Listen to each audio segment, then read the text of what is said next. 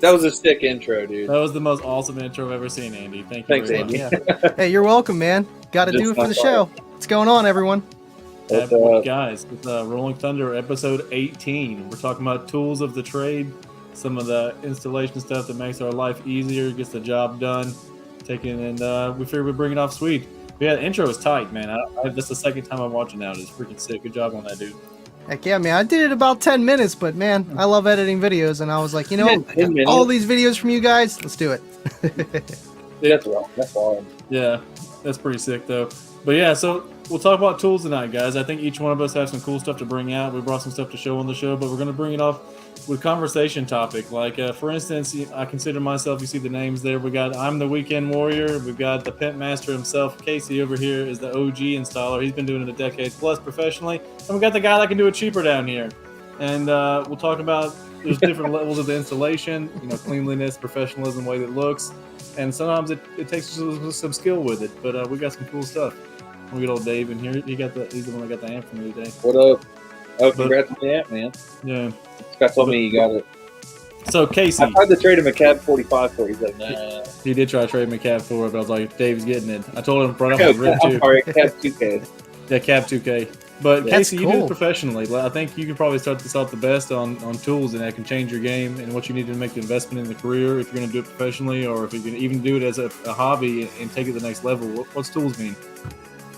So, for me, anything... There's some things that are worth the extra money, and there's some things that you can get at Harbor Freight for installers, like car audio installers. And that's how I always start out. You go to Harbor Freight, you get like the absolute necessities. You can start with like the plastic panel tools. You get you a drill set, a bit set, stuff like that. But there's some things that you need to last. And like the number one thing, I'm just gonna start going through the tools here. But the number one thing that I use, like literally, I'll use this more than anything in my toolbox. I have whole shit ton of tools. Scott's sold me a bunch of tools. He's a Snap-on dealer. So, but these aren't Snap-on. Like I said, there's some things that are worth the money. These are channel locks. Okay. They crimp, they cut. I strip wires.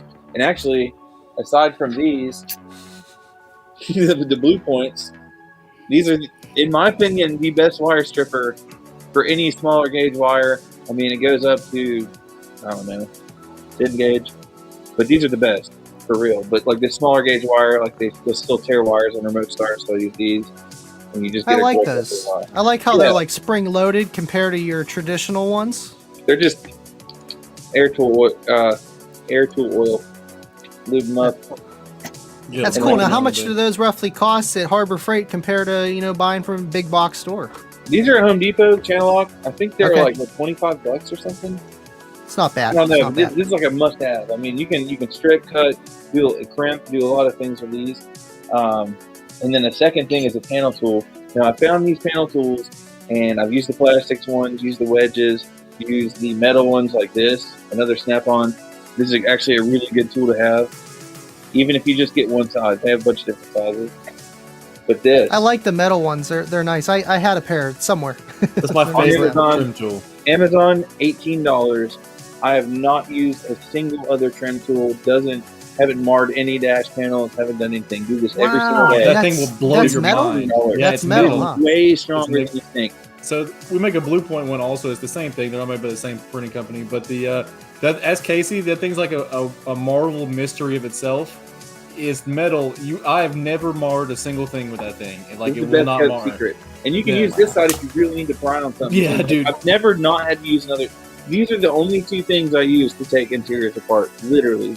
Yeah, the plastic ones can bend, but I feel safer with those. But yeah, the metal ones, you would definitely have more leverage trying to pull at it. Right. Well, the trick is you got to figure out, when you pull on the panels, you can feel where the pressure points are and what's holding it in.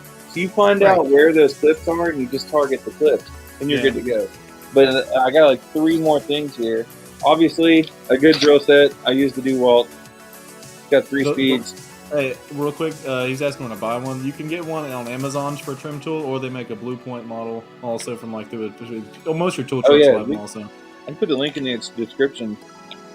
Yeah, I buy a lot of my stuff from Walmart or Harbor Freight. Right. I'm kind of on the budget end of stuff. I mean, this pencil is $18 on Amazon. That's not bad. I mean, you're going to use that, and as long as you lose it, you're going to have it forever. Yeah. Another thing, good drill set. something that's reliable. I mean, this has 3 speeds. I can do a lot with it, but also I have the drill version. I like the drill light, holes. man. You know, you don't know when that would come in handy, but it does. Actually, It really really bright too. Yeah. And then if you can't get in the spaces, a right angle. If you're on a back deck, you can't get to something, you just throw your bit in here. That's a necessity, 1,000%. Use this all the time. They're only like $15 at Home Depot. Probably one of the best tools I have. Also, Wow. to go with that, when you're drilling these holes, a lot of people don't know about these. They're hole reamers, so they have them for aluminum, brass, steel, and plastic. And the one I use the most, I guess, is this plastic guy. If you're putting switches in, Makes it look way cleaner too. you just go in a circle, and it takes a little tiny bit off at a time, and it makes it look super clean, super professional. And you can actually, if you break one, these actually are removable. You can take this out and put the next one in. Wow, that's pretty cool. Yeah. So you're the guy I wanted to do this episode. You seem like you got a lot of tools. How about you, Scott? What do you got? You got anything good over there? If Casey's done, I can start breaking. Oh, mine and out. a bastard file. Yeah. That looks like a nail filer or something like that. Yeah, and the most important tool of all, Snap-on little flathead pocket That's the screwdriver. amp tuning machine right there. Heck It, yeah. like, it gets You know stuff it. done. Wait, The what kind of amp tuning tool do you got? You know, I got this one here from Walmart. You know, perfect. That's It gets the actually job nice. done. Dude, Yeah, the it hard probably tools does a are great actually job. pretty cool. Yeah. heck yeah. I mean, they're the Walmart, I guess, brand. You know, I've been tempted to buy their power tools, but you know, if they go out of business and then the batteries go bad, then you got to get a whole nother kit with stuff. So hopefully, we'll see. I'd rather go with a big name brand company if I'm going to do all that. But it is cool how you can use a lot of their stuff with everything. One thing I wanted to talk about this episode, and I think his thing is I'm a pretty confident installer myself. I've done quite a few. I'm not going to toot my horn or anything like that. Nothing on the level Casey done. But I've done a bunch of installs. I can do really clean work. I can do a lot of good stuff, and you know, I can do clean wire and all that. But there's two You different. gotta leave them alone. You leave it out alone I can do some good stuff. for a couple But hours. You come back and you're like, "This looks pretty good." But you come back and you're like, "Maybe change this," and then you come back and it's better. It's like way better. That's Me- how I feel when I Casey got and I play someone off each watching me. I like working by myself. I really do. But the biggest thing, for instance, too, like wiring stuff though, like Casey and I will play off stuff off each other, and then like if he's gonna do it his way, I was gonna do it my way. If by the time we work together on it, it always comes up with a cleaner ended product. Like we'll just run them this way, or looming power wires, stuff like that. Because his amp's got 20 power wires that go to it, one odd, so you got to make those look cool when it goes to it. But Yeah. so I've got some nice tools with me. Not all of these are mine. I brought them off the tool truck today, but not only do I do car audio installation as a hobby and my own stuff, but I sell tools, and I also cater to a lot of car audio shops and custom shops. So it's been a blessing that coming in from the car audio hobby side, I can walk in there and be like, hey man, this tool is going to make your job easier because I used it in this instance, did it for me. And there's an example too of multiple companies selling the same thing, but it's not. Like I'm gonna start it off here, Casey's Crimpers. I've got the same thing, but the Snap-on boys here. Now they cost about 3 times as much as the Kleins they do, but they get the job done. They're the same thing. Those are lifetime warranty too. Yeah, so if you break them, they get worn out, whatever. We just swap them out. I love these guys. You can do the same thing to where you take and you can strip wires with them, you crimp it. You get pretty if you use these long. This is what my dad always used. So like this is my go-to. He had the old school ones. One was orange handle, one was black. You probably see him, Casey. Everyone had him like a long time ago, but that was his go-to tool, and I've seen him crimp. But if you get it just right, you can just strip wires with these. You'll get it to where it's down pat. Yeah, I actually use them for remote starts, like the Toyotas in general. They have like really, really small wires when you're dealing with like data wires and things like that. And I swear on everything, this is what I use to strip those, because you get so used to these that you can feel the tiniest bit of insulation break through, and then you just push it with your thumb. Yep. I know. I always start. I started obviously out with like Walmart, wire strippers and stuff that looked like that. And over time, it's not like they would get dull, but they would get bent from trying to do it the wrong way. And then next thing you know, it's like, well, I'll just go to Walmart, buy a brand new pair. Wow, they work so much better, but that's a few factors with like the steel, going dull and other stuff like that too. So you get what you pay for, but it depends how much you do it. If you're doing installs every day or, one install a week, your tools are going to show some wear, obviously. But if it's just, your own system and stuff, it depends what you want to do. Yeah. And here's my favorite pair of cutters. Are those mine? No, these are mine. I brought them to the tool truck today. Oh, But these these guys, if I'm doing bench work, where let's say we're about to do a bunch of leads, or I'm about to cut a bunch of wires at the same time, or I don't need to be holding crimper cutters or other strippers, I like having a good pair of sharp cutters. Good to keep around the. Here's my little favorite, guys. These get quite pricey. This is actually the most expensive pair of pliers I've got on the table here, but they're spring-loaded flush cuts. They're so good. Yeah, so your zip like ties, that. all that stuff, get in there, get these guys taken, put it off right at the end of it, and you don't get those drags. If you could do nice zip tie runs and the clean wire and all those zip ties are lined up and they're all cut off flush and look nice. What, you don't like the little nub on the top, man? That's my nubbies. signature move, you know? Those pliers go Scissors. 2 ways. If you don't care about the next guy, you can actually cut the does at an angle, and it makes it so sharp. Rigged Oh yeah, sharp, man, they can mess your day out for sure. Oh yeah, big hammer. I think Casey's got a hammer in the bag there.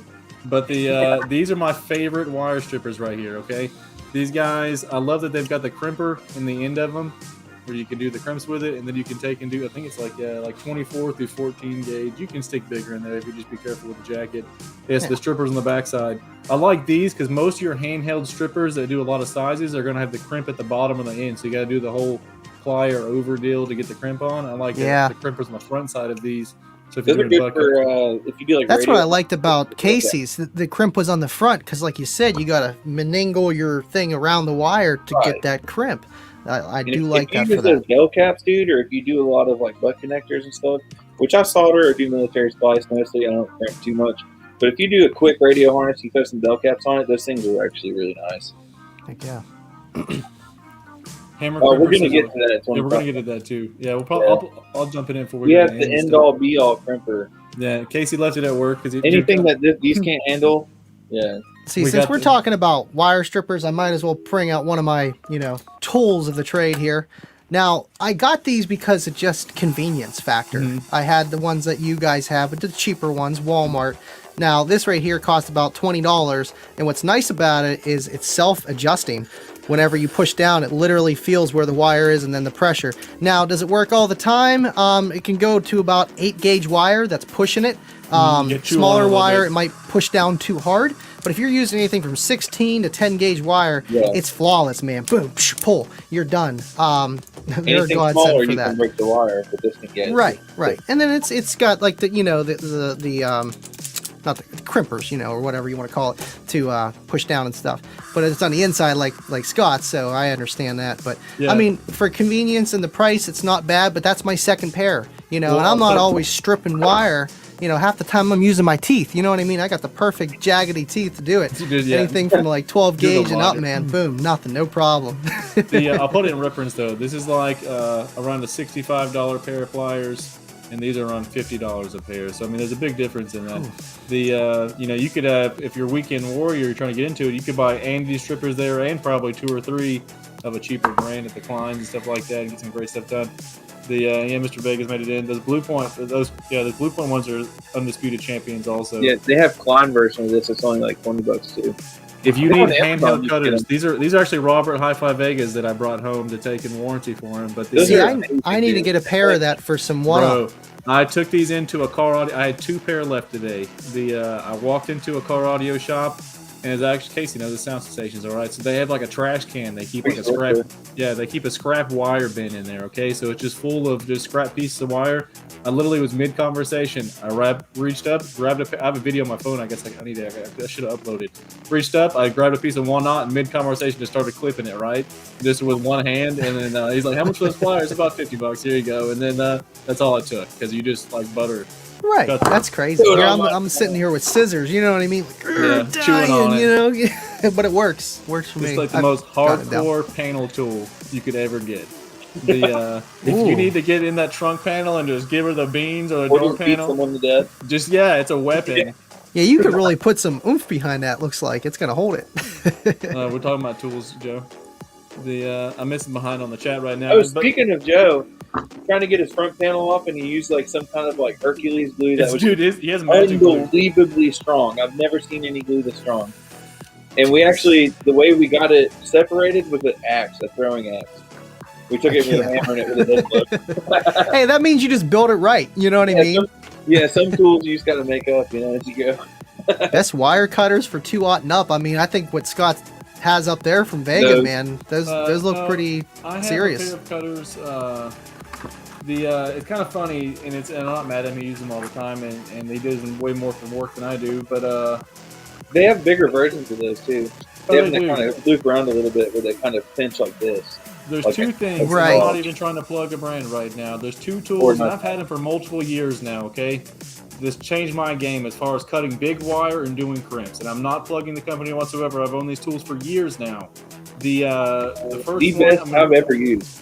this crimper right here, the Sky High Audio crimper, changed my freaking game on the as far as crimps go. The you just take and you'll just set the screw here to the size lug you're using. Open that bad boy up, stick the crimp in the wire in, and go down with it, and it's done. It's freaking solid.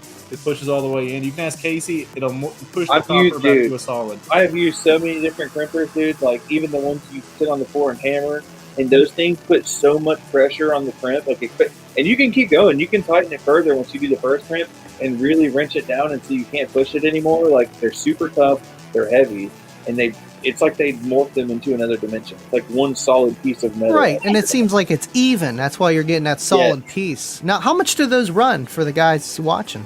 It is hydraulic too. I want to say they run like $170, something like that, $160. Okay, I mean that's Yeah. not too bad long term. You know what I mean? Just Yeah, like dude, you know otherwise more than also- anybody with all the snap-on tools. Sure. It's expensive, but it's I going to don't- last you till you're 70, and then you give them to your kids till they lose them. You know what I mean? And Sure. there's They're no gonna parts to last. lose on it. You don't have different dies for different sizes. Yeah. So you Right. can't lose them. It's all one piece. I'm And telling if you, someone I'm a comes in Snap-on tries to take your stuff, you just hit them with it. Yeah. And they're heavy. I've taken and I have access to a whole tool outside purchase catalog. I have access to a Snap-on catalog and our supplemental. We don't sell anything that's a pair of pliers like that. At the same time I bought that crimper, I bought these cutters. Now these are really big, like really effing big. So you're only going to be using them when you're out in the open with big wire. But if you need to cut 2/0 and larger, that's going to do it the same and cut through it like butter. I bought these 2 years ago when I first put the Rockford. At the same time I did the Rockford T2 build 2 years ago now. I bought the Sky High crimpers and things because what caused me to do it was when Casey came over and we did the first 2 runs of power wire in the excursion. We had no crimp, we had a vise and all that stuff. And I'm like, if we're doing this, F this. I'm buying the tools, and it's Right. going to make these installs easier. Yeah. Heck yeah, it'll look better too when you put that heat shrink over top of it. It'll look more even. I saw Scott with the. It was a Unibit, which Unibits are also awesome. Harbor Freight, you can burn Yeah. it for cheap. I saw Scott with a Unibit, put it on a Snap-on air tool, probably like with the most power I've ever seen out of an air tool. Just like go at his floorboard, 'cause it's like a double panel. He's back there like sparks are going everywhere. Makes it Yeah. like a giant hole. I'm like, Jesus. I laid under that truck for like 45 minutes trying to find a good place to take and run power wire through the floor. Finally, it was already dark, and I'm like, F it, the floorboard. Yeah. Yeah, this is a cool one I wanted to show before we moved on, and I don't know if Casey has one or anything like that. And there's a bunch of smaller sizes, but I like to show it off first. It's a wire insertion tool, so it's a pretty much Oh yeah, I got that. a screwdriver with a hole through it, and you've got different attachments that you can take and hook on that bad boy up to 4 gauge, and then you take and screw it into the handle of it. So if you need to go through a grommet, I like them for door pocket, for like door rubbers.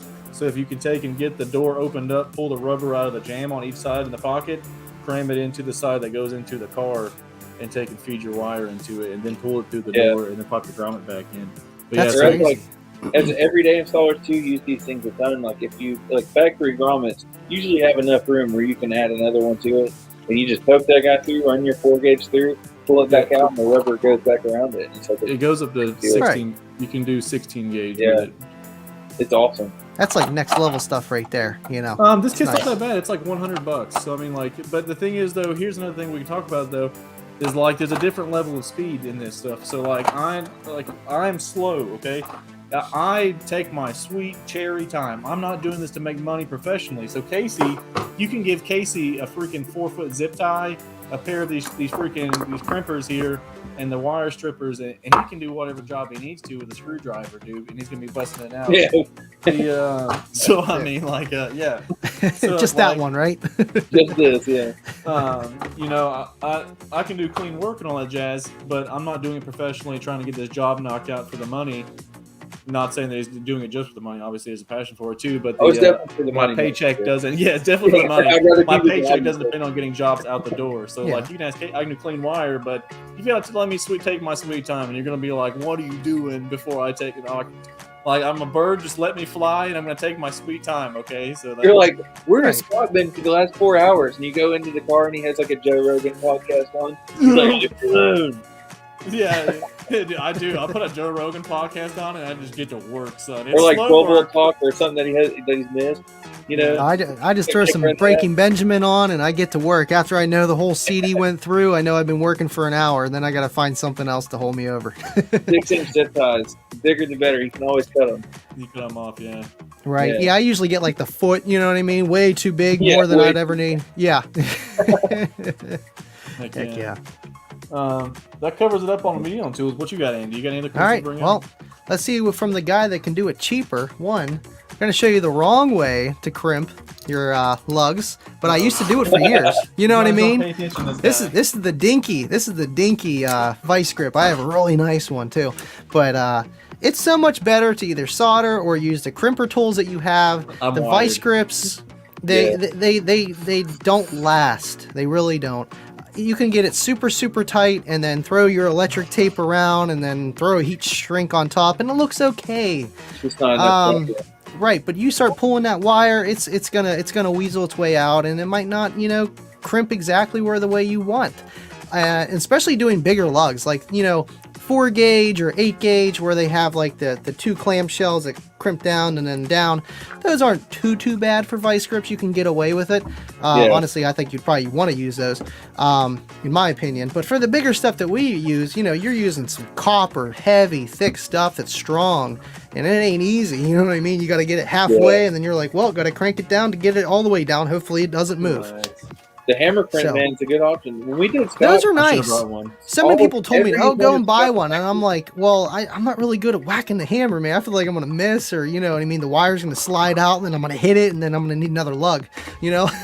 feel like it's too complex for me. every one of Scott's connections under the hood on his excursion for the lugs and stuff, we put in a bench vise and we heated it up with a torch and Yeah. poured solder into it until it filled up like a pool.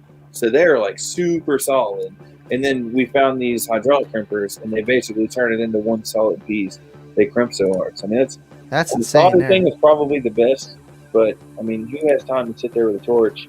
Mhm. Right, that's where I started doing all my Yeah, connections right. like that now. I mean, the problem is though, the solder does creep up, so you do have less flexibility. You know what I mean? And that's the reason why people don't want to use welding wire, because Yeah. there's less flexibility. But it depends your build and what you're doing. The biggest thing Right. too, though, when you start doing that, when you're putting the copper into the terminal and stuff like that, is going to be properly heating the wire and the terminal before you put that solder in there. A lot of times Yeah. when you see creep and stuff like that, it's actually where it's still put in as a liquid form and it runs up the wire. Yeah. It's kind of like ink bleeding and stuff like that, if you think about it that way, where it's kind of just running up it versus just molding into it. Right, because even water goes up. You know what I mean? It defies gravity. You try it with a napkin; it's pretty cool looking. But yeah, same concept, but different. But yeah, for sure. I mean, it's definitely there's better ways to do it, and I think those hydraulic crimpers are the way. Sure. Yeah. Especially And with all the money we're putting in our systems, why not? You We'll don't say want it now, to though, drive down the road doing and then both boom. is overkill. If you did both of them, overkill. You don't really need to do it. Yeah, and Yeah. Sky High wire, like you buy Sky High's 1/0, and it's really not 1/0. It's like 2 It's too watts. loud. Yeah, So, like, yeah. all the lugs that I have to buy, like I really fucked up one time, and I ordered like all these 1/0 lugs, and they wouldn't fit my 1/0 Sky. So then I went on Amazon and found like these copper ones that are pretty nice. Yeah, and, they're 2 watts. They fit perfect. Mhm. right. Yeah, we got the 2-watt ones, and they just like a glove. Yeah, That's weird how a lot of audio wire is oversized wire. It love seems it. like that. I love it. Yeah. that should Right. be. It's kind of funny because when you take in, you get used to using like the Sky High one, and like I said, I'm not even trying to plug it because we've personally used it for a long time. Yeah, I mean- All of Casey's sub wires Sky High, and most of the wire mine, other than 2 runs of Scar when I first got into it, that I just left in the truck. But Yeah, Caitlin's car still has Scar wire. but other than that though, like it's all Sky High. All my terminals stuff like that is nice. That's been Sky High stuff, but I like having it oversized, and once you get used to that, you get some actually like AW like regular size one-aught. In case it's like this isn't one-aught, you're like I promise you that's one-aught. There's a regular one-aught. We're jaded by it now. Yeah, Yeah. exactly. It goes two Okay. ways too. There's some wires that are like way smaller than advertised. Oh, And sure. eBay wire is the best wire. Let me tell you, hands down. Well, 1/0 for 4/0. But yeah, on to my next. This is a tool where it's kind of common sense, but a lot of people don't think about it or know that it exists, and it's really simple. Literally, for your screwdriver drill is the sleeve that goes over. I don't know how many people I've seen it goes put on in here, their guys. woofers. What's that? This attachment goes here. Right. Oh yeah, because you got the impact too. Heck yeah. For the new people. Yeah, exactly. Yeah. I mean, this is a drill. You can use a regular not impact and put this on and tighten it on. But you know what I mean? Like literally memes, videos are being made of it. I have a video on TikTok. It's got like 600,000 views of a guy doing that without having one of these and literally went right through his sub. And it's like, dude, no, it literally helps align the screw when it's long. And then when you're going down, it literally, boop, goes right if to any it installer flush. tells me they've never ported a speaker, I tell them they lie. Yeah. Where they don't do Dude, many installs. Everyone's Right. ported a speaker. Everyone's been like, oh shit, and it like goes through the cone. Right, a guys little bit are- E6000, Then you speaking of which. E6000, yep. E6000, oh, it's falling. Around clear stuff on the cone, Now this Kinda is this what happened. This is when you Google what do I do to fix my speaker after I just punctured it. E6000 right here. Now Yeah, this stuff is preferably in from inside. right, and a lot of people know about it, but it's something that it works for a lot of things. I even use it for fish tanks. It's waterproof and it's fish safe in a way. It doesn't say that, but it is. And for the surrounds or you know what I mean, like simple stuff that is not going to get hot. This can fix certain things. I've seen guys come into my garage and are like, hey, can you fix this? And their cone on their Type R is just cracked into pieces. And I'm like, well, do you care how bad it looks? But I can make it sound okay. E6000. Yep. Surround, Funny stuff story. like that. I Heck tell you yeah. a story about an old Type R sub in the Best Buy install bay in I was gonna say- 2012. Oh, where it's all stuck around. Well, you can go on that one next. I was going to say funny thing about porting a speaker that comes to mind to me is when I did my first big no ball setup. Don't even bring that up. I'm bringing it. I'm going there now. I'm already into it now. So I took and I did the 415 Resilient Sound Golds on the Rockford T4000, and we've just been giving it the beans, And Ask Casey at the time was pretty notorious of clipping the dog out of my stuff. And Yeah, we had some Apple Flex too in that box. We should have fixed it better. so I thought I grenaded a sub. This is like 2 days into having the thing, and thought I nuked a sub. And so we already had another one. I was going to swap it out with. No, we had a recon kit. And so Casey's like, hey, I want to take a picture or whatever. Like, oops, I ported my speaker. Now, was it a screwdriver or was it a knife, wasn't it, or something like that?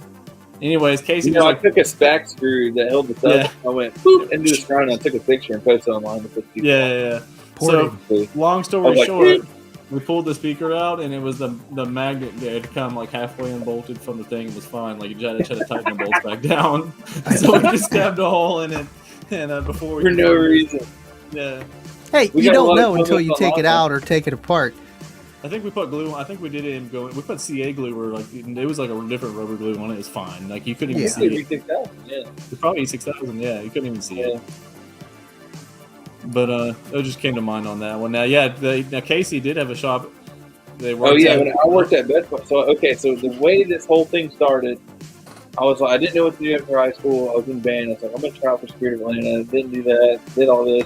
Went to KSU for like I don't even know, a minute. And then I was like, I'm gonna go to school for automotive technology. I want to be a mechanic. And then I realized being a mechanic fucking sucks. And then so I took my electrical class. I'm like, I kind of like this. And then I was always into audio. So then I wound up getting a job at Best Buy and got trained at Best Buy. And it just kind of went from there. But in the install bay at Best Buy, we had this Type R sub that had been there before me. It was like the original, like the silver cone with the red R at the bottom. This thing had black. It had black E6000 all the way at this round where it had come off, and that thing lasted for like 3 more years, dude. Yeah. It was beat to death in the shop system. Has everyone here put some kind of glue or RTV or something on some kind of old speaker surround and made it last way long? It Dude, just worked perfect. I have Sherwin Vega's downstairs cabinets. Then now they weren't cracked and rotten yet, but like they were starting to get pretty dry. I just took the slightest thing of freaking the E6000 clear all the way around it. They're not the most beautiful thing to look at, but if you got the grills on, you can't see it, and they sound fine. Yeah. Who cares about linearity or how this, surround helps keep it, Wait, together? you talking Who about cares? the ones? Are you talking about the ones in the living room? In the living room, yeah. Dude, those things sound great. I They didn't sound know fan- that. you would never, yeah, you'd I never would know never it. know that. Even if you take the grill, you won't know it until you're like sitting in the floor, like looking at them. Like if you're across. Dude, those things sound so good. He has a Denon receiver, and I plugged my grandpa's old Technics stacking record player on there, and oh my god. Yeah, it sounds really good. I got a story. Those old records from when he was a teenager, man, we put on like Zeppelin and stuff like that. We just sat on the couch and just rocked. You were saying, though? No, anyway, I got a story about the fixing the surrounds the not right way. I had a band about 14 or something like that. Really starting to get into audio in a way. And did you ever go to like Goodwill or go to a store and pick up some home speakers? Big speakers. These things were 15s in a cabinet. And I wasn't smart enough then to, take the screen off. I'm like, oh yeah, those are cool. Hook them up. Started playing and I'm like, wow, these don't really sound that loud. What's going on? And pulled off the front screen, the mesh, and wow, there's no surround. It's just gone on both of them. Okay, so, and this was way before I knew how to resurround or, you know what I mean, even knew it was a thing. So what I did was I just literally took duct tape and just went around the whole thing. It looked terrible. It sounded terrible, but it actually made more sound. It just, you couldn't put too much power to it. Oh no, that side's coming off again. We got to fix it. Yeah. You want to answer that for Bobby, Casey? What size drill bit do you guys use to do? Okay, so when I'm doing sub boxes, if it's just like a simple, like customer setup or something like that, I use wood glue and brad nails for like a simple setup. The wood glue is going to hold very well when it dries.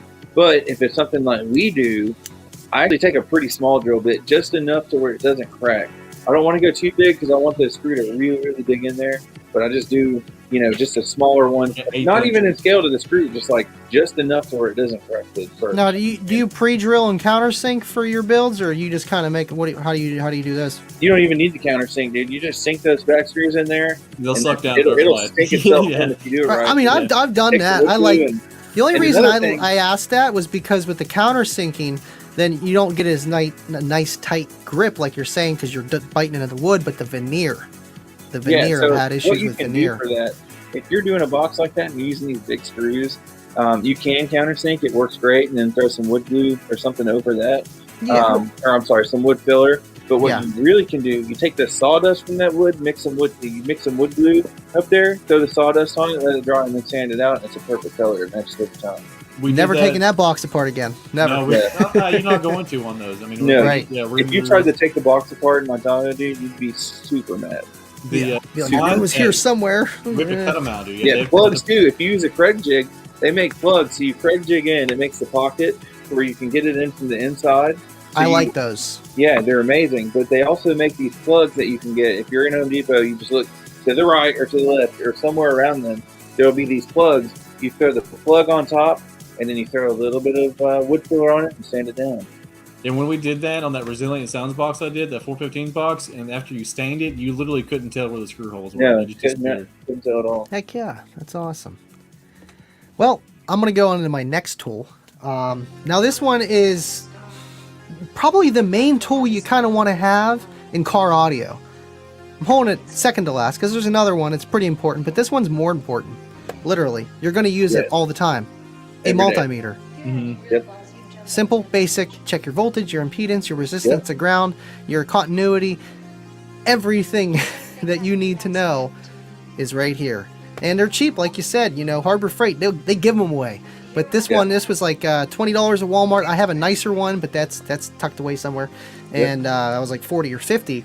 But I mean, around that range is what you really need, Entry level flutes are $50 too. Yeah, right. Yeah, like been clamps into and a stuff. name brand because, like, as Casey, and you can see the variance in it, like especially okay. So when you're doing voltage on a multimeter, not a big deal. Okay, so voltage, you're like point decimal stuff like that. 14 point whatever, we're good. Okay, so when you get into multimeters though, checking impedance, that's actually what gets off pretty well. It's not even just the quality of the multimeter; it's the quality of the leads also. Yep. So like you can funny Leads have thing, resistance in you themselves. if you, yeah, exactly. If you don't know how much your leads or your meter's off, okay, or it's not super accurate, you can think you have a failure or something going wrong with your wiring, and you're looking at it and you're showing a way off on ohms, and that's it. So like even the difference before, we were wiring a sub box up, we're checking at my buddy's little handheld thing. It could be the batteries, could be the quality of the tool, could be bad leads. It's like we were wired at 4 ohms, and it was like 2.679 or something like that floating around, and you're like, what is going on? Yep. Hook it up to a nice meter, boom, dead on the money, and you're like, wow, this is the meter. I didn't mean to go on a sidetrack so much there. No, you're good. Yeah, I'm happy you brought that up, because this one, the leads are actually outside on the porch. They read an ohm high because of the leads are just going bad. So I know that now, but right, exactly. Get some quality leads, and try some. You can pop some leads on it and take and. Then it should probably work as should. Back to Snap-on too, and not to like just rep Snap-on. But they make a really, really, really, really good multimeter. Mm-hmm. Really? Like this big. It's got a digital Color readout. screen. It's auto ranging. It's a really good meter. It's about $400 or so. You get an entry level one for like 200. I left it in the customer's car. They said they never saw it, and it's gone. Yeah. What are you talking about, sir? It's already sold. I mean, I've never seen it. But man, that's the best meter I've ever had. I mean, I've had stuff like that. I've had really expensive flutes. They're really nice. I've given Casey a meter. He's lost that motherfucker. Okay? Yeah, he gave me a Matco meter for my birthday one year. A nice one. It grew legs. And then I got a Snap-on meter from him, just like the regular, I don't know, it was like $200 or something like that. It was a decent meter. And then I got the really good one. And then it just, I don't know, man. I don't know how I've used the most expensive tools, but then I hold on to things like this. I probably had this for like 6 months. Right. Because you're not thinking about it, It's like, it's whatever. And then the nice stuff, where did it go? No, damn it, I left that in so-and-so's car. Hey, do you have? Yeah, I got it. I'll see you in 2 weeks, and then hopefully you get it back. Bag. Oh God. I'm just gonna move over to my last tool. I have one other thing, but it's not really a tool. The DD1. Mm-hmm. I mean, they got all kind of products out there and stuff like that. But the DD1 it's great for beginners and even, pros like us or whatever to really, get an idea where you clip, I mean, yes, there's better ways, O-scopes and stuff like that. People can make their own homemade DD1 with a little tweeter and stuff. But for $150 and to know where to set your gain at roughly, this is the way to go. And it just goes right into your positive and negative terminal leads on your speaker, and that's it. You set it, you play your 40-50 hertz tone at whatever dB, FS, slope, octave, you're running. So let's dig into that a little bit, Andy, because if you play a test tone that's like negative, let's say it's negative 7 dB, and you tune it with the DD1, you play something that's 0 dB, whole different ball game. So right, and source, there's so many variables with gain, but that's like an idea where it's going to get you close to where you should be. Right, and then say you set your gain on your amp, and a lot of people are like, oh, well, I set my gain, and they're like playing it, and like, well, this isn't as loud. Turn it up for the bass for like a rock song, and forget that they turn their bass up on their head unit. Now their whole system's just off, and now they're clipping when they think they're not. And the good thing about a DD1 is if you're actually using it not only to set your gains and everything, use it as a learning tool. And that's what's also a great thing about the AMM1. And I shouldn't mind actually outside the truck. I should have grabbed it. Didn't even think about it until Andy brought. I got a DD1. I'm like, crap, I'm gonna grab the other one. But no, I think I have your AMM1 still, don't I? Yeah, I probably do. But it has all my expensive tools. It's fine. But the DD1, it'll go to show you too. Your different clipping on different inputs and different voltage either. So if you use this thing, it's a good go out to your vehicle if you have a DD1. See what you're clipping at on your Bluetooth or whatever you listen to music on. Change it to CD. Change it to FM radio, stuff like that. It's going to blow your mind because it's going to be totally different. It's got not only to do with your DAC and your radio, the digital analog converter, but a variety of things can change the actually input voltage you're getting into your thing. For instance, I'm actually only seeing around 3.5 to 4 volts when I'm doing AM and FM on my radio. I go to CD or Bluetooth, I can between 5.5 and 6.5. That's way too different things. My radio sounds like it's quiet almost when you're listening to it on the radio. You're like, there should be more clicks here. Then you go in the radio and you try to raise your your output level and stuff like that. And a lot of good radios allow you to change the input level too. Per input, yeah. Oh yeah, right. That's why like a lot of people are like, hey, can you tune my system? And a lot of times I do it by ear because I've just gotten so damn good at it. Yep, Call me whatever you want. But you know what I mean? If they really want to get into it, it's like, okay, well, we could set your gains and then go from there. But the first thing I ask them, how do you listen to music? and what do you listen to? Because source is a big thing, and the type of music that you're playing.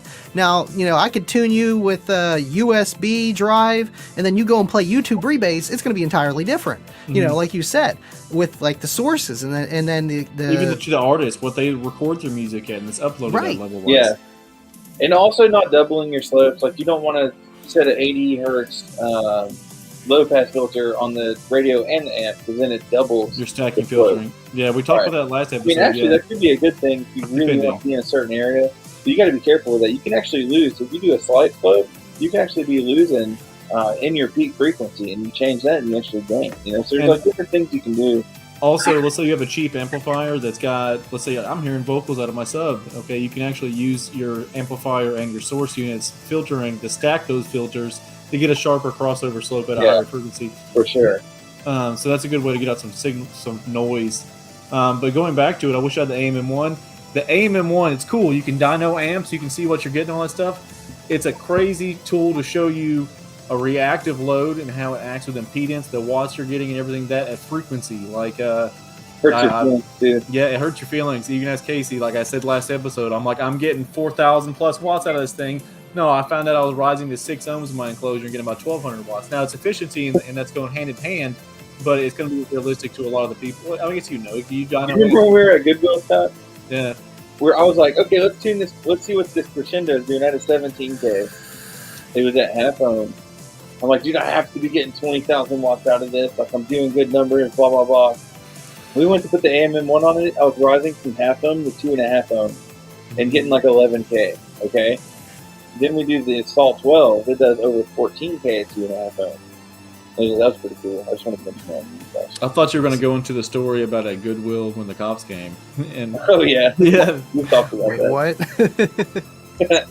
Me and Scott have had a lot of run-ins with audio in the past. So. They've all been fine though. Yeah, pretty much. But man, I love tuning stuff. I'm pretty good at tuning. Like I'm really good at finding that like threshold. You know what I mean? And that's what I enjoy. Like that's the if there's one thing I enjoyed the most about audio, it's finding what that threshold is and finding where you can play inside that pocket, like right on the edge of safety and too much, or the shit's gonna catch on fire. You know what I mean? I paid for it. That's like I paid for the whole speedometer. I'm gonna go as fast as I can. You know what I mean? I like tuning mine to where I can just, which you know me. I like, and as Casey though, if I don't conserve myself, I'm going to break stuff. It's going to blow stuff. So Scott has to sandbag himself. I have mine set to where I can have the bass on full tilt. I can have radio at full volume, no matter what I'm playing. I'm not going to bottom out a sub. I'm not going to break anything, and that's the way I like mine. We got people like Cigar Joe in the chat who has turned he can literally, he needs more self-control because he can turn his truck into a black hole with accidentally sneezing or something like that. And you're like, I can't have that kind of threshold on the knob there, bro. Like I'll be abusing it. That's why I was always afraid of when I would play with Kayla's car when she had the two CX1800s on the two Kicker L7s 12s, and man, 2,000 watts go in each one of those subs. That at its loudest frequency is a lot of damn power. It's like, be careful when you get in there, babe. It's loud. But it was real peaky, so I did away with that. She's got that 15 in there now, just like the L5 15 on one CX1800 in a prefab. I'm waiting on other stuff, Yeah, just something a little bit. Yeah. Another thing that a lot of people don't know on some of these bigger amps, and just some amps in general, when you're tuning them, and you're just doing like a signal, right? And you don't have your output hooked up, and it's just the amp, and it's just the amp, your test tone, and your tuning tool, right? When you turn to a certain point on the gain, you can audibly hear the amp clipping. Mm-hmm. And a lot of people I've heard that. Supposedly, you can hear like on the big amps, especially. Cigar Joe, we retuned his stuff. I audibly heard it clipping. It's about 100. I know the 17K would have been good for about 184 volts AC. We set it conservatively about 180. He's still clamping like 19K, like just per amp. He's got two of them. It's like almost 40,000 watts across 8 subs, just destroying them, dude. Destroying them. Yeah, it's like my buddy Soda, man. It's a lot of power. He has room on the craziest thing is he's not going in the clipping. He still has room on those amps. He can clamp more power. Mm-hmm. I guarantee he'd be over 20K. 1-2. That's where you want to be, though, because then you're putting less stress on your amplifiers. More on your subs, but they're fixable. A little easier to be fixed. That's why that conversation about big builds with the episode, like everyone thinks they want that huge, 40,000 watt, 160 plus dB monster until, and even there's different instances of it. Depends on what frequency you want to play at. Because, Casey can do that and freshen the lows, but you're popping windshields all the time. You're ruining door panels, your vents and stuff like that. Like it takes a toll on the vehicle. And to Casey with a no wall setup, ripped his back door, ripped the sheet metal. So you're like, how are you gonna fix that? You got to go to a body work at that point. That ain't no put a Band-Aid on it. I just walled it and forgot about it. Yeah. I was like, fuck that. Put some E6000 in there, Just start welding the damn trunk shut. Yeah. It'll work. Later, Thomas. Thank you. But no, I like finding that threshold, man. That's why I like doing more with less. I have less points of failure. You want to take as many points of failure. And okay, this is my opinion. A lot of people are going to differ from this, but the least point of failures, the better. That way, if something does happen, it's easier to troubleshoot. And I'm not saying troubleshooting is going to be easy or hard, or it all depends on the technician or whoever's working on the car. But the least point of failure is the better. So you add all these in betweens. Like for instance, if you have a really good source unit and you can't get your system to sound good with just that, the amps, a DSP is not going to fix all your problems. That's just going to be a Band-Aid, and you're forcing the speakers to do things that are not natural for them. Yeah, when you're taking, and a lot of people don't realize that, and going back to Chris, a 500 watt 4 channel can put out a lot of sound with some efficiency, especially in a smaller car. Best sounding systems I've ever heard of, 1,000 watts all day. Yeah. But efficiency goes hand in hand. Now, I'm sorry, what were you last saying, Casey? I had a brain fart after the Chris thing there. Oh no, go ahead. No, I was thinking about what you were just saying. I had a old tongue tie on that one, but it's fine though. The efficiency is going to go hand in hand with it. The tuning though can make a big difference. Oh yeah, the speakers what they naturally want to do. All right, so let's say your EQ is flat. Okay, your EQ is flat. That's what it's supposed to be. So that's your signal. What's coming through? How it's supposed to be. Okay, so you notice. Okay, it sounds great when I'm on my computer and all that stuff. I go out to my car. It sounds like crap. Well, when you're making those adjustments into your EQ there, that's forcing stuff, either your signal, your sound processing stuff, or the speakers themselves do not want to do, okay? So if you're like... Yeah, because keep in mind, your speakers do have a set frequency response that they're good at playing or they're best at playing. You can't expect a 6.5 driver to play 50, 60 hertz. Mm-hmm. Right. Or sound good doing it, yeah. Exactly, yeah. Yeah, but and going into that too, so like people don't think about it, when you're adding +3 tweeter, stuff like that, you're adding +3 dB across your whole frequency range, and usually a slope with that, and you're just going to take and make it go way off. So with your amp with the gain, you're also putting, every time you raise that up, you're adding your input voltage into the amp. So, okay, so you tune your amp, right? Your amp is good. You have no clipping. Then you go into your radio. You're adding all this EQ slope and everything.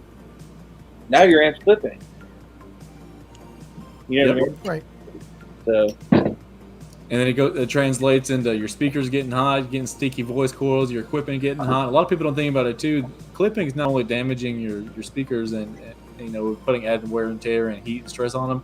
You're also adding that added heat and stress inside the power supply and output section of your amplifier, because that's the way it works with your power supply, and especially with Class D and AB and A amplifiers. The way the switching technology goes with those transistors, they need to be having a clean waveform on and off. When you're doing that with the jagged line, especially a hard clip, it's adding more heat and stress and power going in and out of those. It's got to be working correctly smooth to keep in an operating temperature. So the harder you make those work too, you're putting more stress on your amplifier. When it, a lot of the speakers going, heat is the killer. Heat is definitely the killer. Instead of they're hanging, it's trying to, it's forcing it to do something that's not natural for it.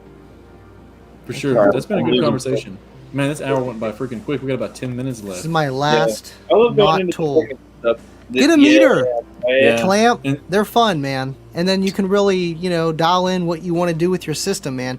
The day that I got just a basic SPL Lab meter changed my life. Because then I actually knew what I was doing. I didn't have to pay $30 to guess and then be like, oh, well, I guess I could try this, and then pay another $30, and then, well, that didn't work. This pays for itself in the end, because you can know how much power you're clamping and how loud you are. You can get just a meter, it'll hold you over, but you want to know that power too, because you might be like Scott thinking he got 6K and he's only clamping 1400 watts. So it's fun to have, and you can get them the USB ones. or not the USB, but the car cigarette lighter ones. Those I really don't suggest, but they're just like window mount ones, but they're like around $200. You can get the regular USB, not one of these, but it's just a meter in itself and it goes into the computer. That's the cheapest option. I think it's like $240, $250. They have a Bluetooth one, and it's like you Bluetooth and a cord, which is nice.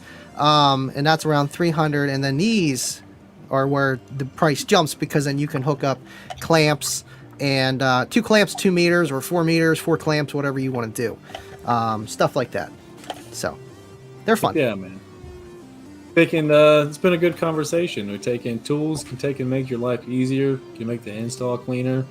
I think it's been a good conversation on it, guys. It changed the game. You got a lot of people think, hey, I want to do these clean installs. I want to do the clean wire club. These are investments. Part of your system is part of the tools you're using to install them, and that's my personal opinion. So if you want to have the clean installation, you want to have all that clean wire, you want to make all that stuff, these are things that are part of your build that you need to be able to make the investment into and be putting into your budget for your build.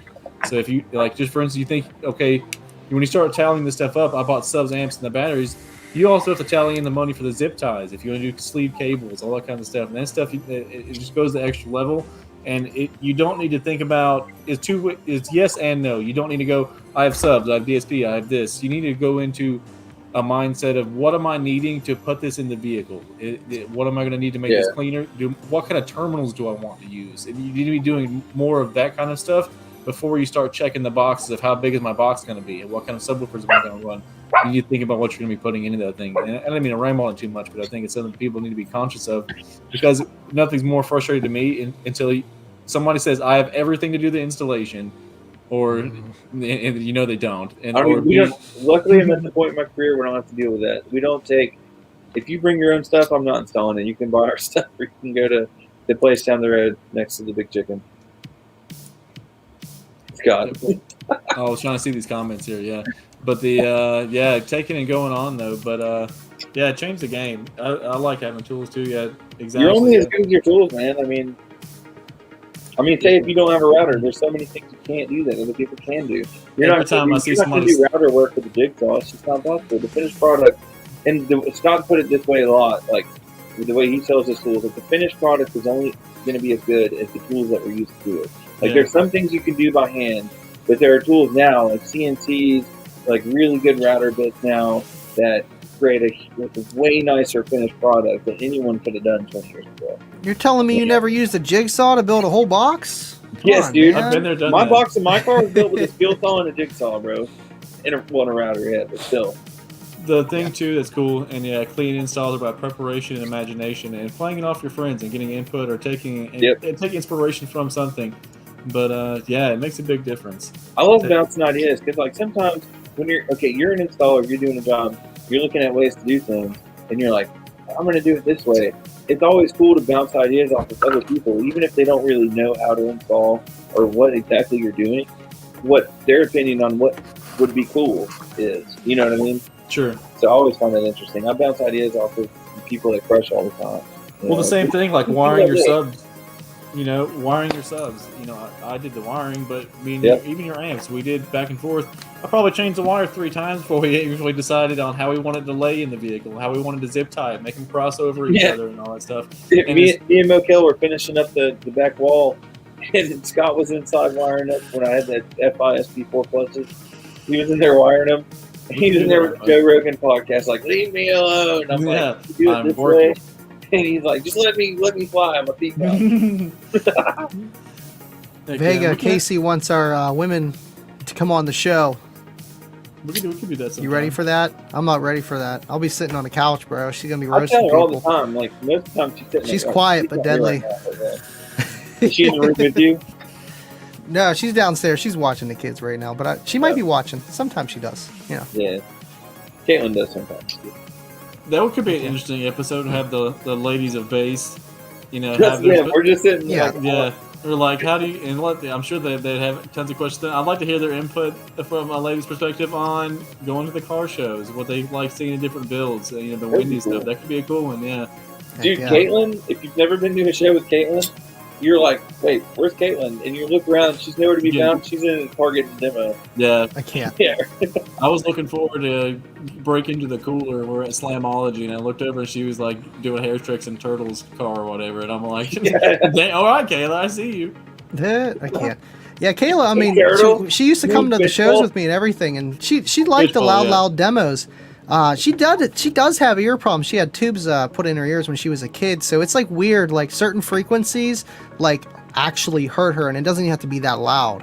It's like literally like 24 to 29 ish, like that frequency. It just it's like hits her retard button. She's like, turn that off. I don't want that. Like you could play lower, you could play higher, louder. It doesn't hurt.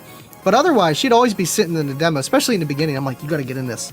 This is 160 dB. You know, like when I first met her, like I never even heard of 160. Like literally, we got together. 2 weeks later, I had my first Team SP Loud show. Like it was that fast. And then 60, well, actually 55 came up. Then the next show, 60 came up. And I'm like, holy shit, this is the stuff you see on YouTube. So we got to experience that together. It was really cool. Let's talk about 60. That as the person getting a demo, if you're getting a 60 in a no-ball car, that sucks, dude. It hurts, especially in the higher frequencies. A 60 in a walled car is a lot more attainable just because of the cabin size, and I just feel like it's like a whole different demo. And then a 60 at 20 to 30 hertz is a whole different monster. A 60 at 50 to 60 hertz, you don't even want to be in the car. It's so crazy, man, how different these builds can be, but they're all unique in their own way. They are. I love it. That's a really cool thing too. We'll be out and it'll be Cigar's truck, Casey's truck, and mine, and like we did one day, we had the ladies with us, and we were just like swapping in between vehicles, you know, like getting demos, and they're all different, and you know, and I'm liking mine now. Like now that I have a little wind going on, my subs get broken in, I'm like 20 through 30 hertz. That's all I really want to play. But I told you, man, like all it takes is to get one demo of the car that just smashes like 50 20 hertz, and you're hooked. I don't care what anyone says. Like, if you're into audio at all and you experience that, you're like, oh my god, this is sick. And it was actually Cody Hood's car, the Buick, which car audio build. At the time, he had 6 SA-15s, and I believe like a Salt 6K maybe on them. But he was just smashing 14, 15 hertz. It was windy. It sounded amazing. I'm like, I want my build to be like this. And I don't play as low as him, but man, you got to give respect to respect is due to this thing, because it's really hard to make a car play loud and low like that. See, that's crazy. I mean, that makes sense. You know, I feel like a lot of people would be like, wow, that is really loud. When it's like that low and that loud, it's a whole nother animal. The first system that I heard that actually played that low, like really low, was only literally 212s, okay? But the box was huge. The box was like 8 cubes, and the subs were firing in, the port was firing back. It was a really weird configuration in a Saturn SC2. But dude, he was smashing 13 to like 18 hertz, and like my hair's going, and I'm like, dude, what is this? What is this? Like, this isn't bass. What is this? And he's like, oh yeah, man, I play low. That's all I play. And I just kind of got the bug. It's just messing with enclosures and small ports with that one box that I got off some guy in Indiana. I drove out an hour away. He's like, yeah, you can just have it. It's junk. It sounds like shit.